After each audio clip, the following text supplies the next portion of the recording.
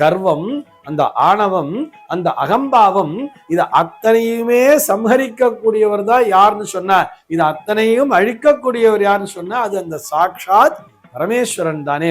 மண்டை ஓட்டுடன் கூடிய சிவபெருமான் என்று சொன்னால் அங்கே அது நம்முடைய ஆணவத்தை அழிக்கின்ற ஸ்வரூபமாகத்தான் பார்க்க வேண்டும். இன்னைக்கு நம்ம என்ன பார்க்க போறோம் சொல்லி பார்த்தோம்னா, ஒரு நேயரினுடைய சந்தேகத்திற்கான விடையைத்தான் பார்க்க போகிறோம். இந்த நேயர் என்ன கேட்டிருக்கார் அப்படின்னு சொல்லி பார்த்தோம்னா, சிவபெருமான் மண்டை ஓட்டுடன் காணப்படுகிறார், சுப நிகழ்ச்சிகளின் பொழுது அவரை வணங்கலாமா என்பதுதான் அவருடைய சந்தேகமாக அமைந்திருக்கிறது. முதல்ல சிவபெருமான் மண்டை ஓட்டுடன் காணப்படுகிறார்னு சொன்னா அதற்கு என்ன அர்த்தம், அதனுடைய தாற்பயம் என்ன என்பதை புரிந்து கொள்ள வேண்டும் அல்லவா. இந்த கபாலம் என்று பெயர், அந்த மண்டை ஓட்டிற்கு என்ன சொல்லுவா, கபாலம், நம்முடைய கபால பகுதின்னு சொல்றோம் இல்லையா, அந்த கபாலத்தை பிடித்திருப்பவர், அந்த கபாலத்தை தன்னுடைய கொண்டிருப்பவருக்கு பேர் என்ன பேரு, கபாலீஸ்வரன் தானே பேரு. நம்ம மயிலாப்பூர்ல போய் ஒரு கபாலீஸ்வரன் நமஸ்காரம் பண்றோம்னு சொன்னா அவர் மண்டை ஓட்டுடன் காணப்படுகின்ற சிவபெருமான், அதனால்தான் அவருக்கு வந்து கபாலீஸ்வரர்னு பேரு. அந்த கபாலீஸ்வரனை போய் ஒரு கல்யாணம் பண்ணிட்டு போய் தரிசனம் பண்ண கூடாதா, புதுமண தம்பதியர் அப்படியே கல்யாணம் பண்ணிட்டு மாலையம் கழுத்துவா போய் தரிசனம் பண்றான்னா அங்கே எத்தனை மகத்துவம் நிறைந்த இடம் என்பதை புரிந்து கொள்ள வேண்டும். அந்த கபாலத்தை அவர் கையிலே வைத்திருக்கிறார் அல்லது தனக்கு மாலையாக அணிந்து கொண்டிருக்கிறார்னு சொன்னா என்ன அர்த்தம்?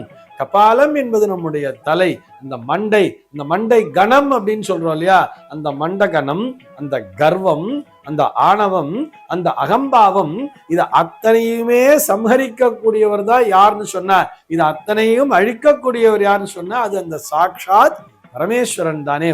அந்த பரமேஸ்வரனை சுப நிகழ்ச்சிகளின் பொழுது கண்டிப்பாக வழிபட வேண்டும்.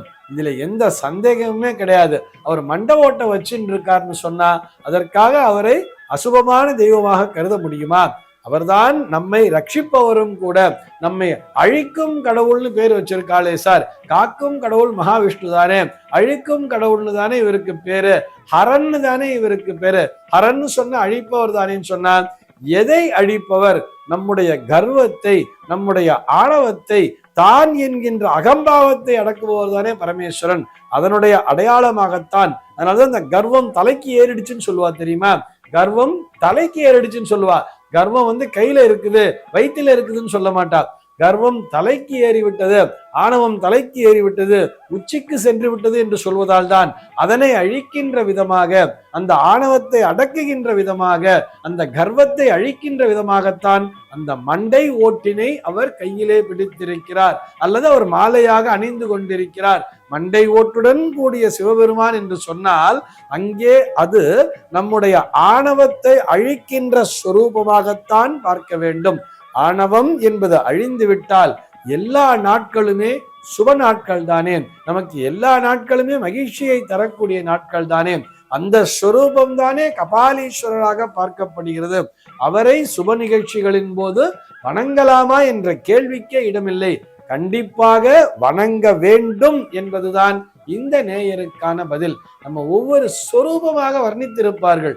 இறை மூர்த்தங்கள் என்று வரும் பொழுது ஒவ்வொரு மூர்த்தங்களுக்கும் பின்னால் இருக்கக்கூடிய அந்த வடிவம்சம்ங்கிறது இருக்கு இல்லையா, அதற்கு பின்னால் இருக்கக்கூடிய தாத்பரியம் என்னங்கிறத புரிஞ்சுக்கணும்.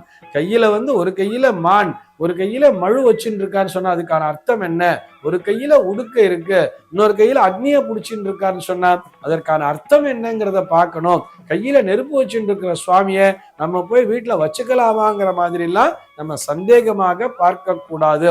இறைவனினுடைய மூர்த்தங்கள் அனைத்துமே, இறைவனினுடைய திருவடிவங்கள் அனைத்துமே உருவகப்படுத்தி இருக்கிறார்கள். எப்படி?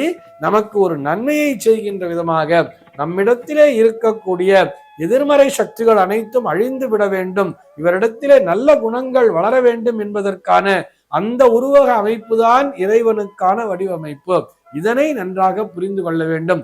அவை அனைத்துமே இறை சக்திகள் தானே, இறை மூர்த்தங்கள் தானே, தெய்வீக சாநித்தியம் புரிந்தது தானே. இதுதான் இந்த பேரை சொன்னேன். மண்டை ஓடுன்னா என்ன? கபாலம்னு பேரு. அதனை தாங்கி இருப்பவருக்கு பேரு தான் கபாலீஸ்வரர் அப்படின்னே பேரு. நம்ம மயிலாப்பூர் போல கபாலீஸ்வரர் கோயிலுக்கு போகாமலே வரமாட்டோமே. அதுவும் அந்த ஏரியால கல்யாணம் நடக்கிறதுன்னு சொன்னா உடனே மாலையும் கழுத்துவா, உடனே கபாலீஸ்வரர் கோயிலுக்கு அழிச்சுன்னு போயிடுவா. அங்க போய் அவளுக்கு தீபாராதனையை பண்ணி பிரசாதத்தை கொடுத்து அனுப்புவார். இந்த குழந்தைகள் வாழ்நாளிலே எப்பொழுதும் பரிபூர்ண சந்தோஷத்தோடு இருக்க வேண்டும், முழுமையான மனமகிழ்ச்சியோடு இருக்க வேண்டும் என்கின்ற அந்த ஆசீர்வாதத்தினை இந்த கபாலீஸ்வரரிடத்திலிருந்து நேரடியாகவே அவர்கள் பெற்று தருவார்கள்.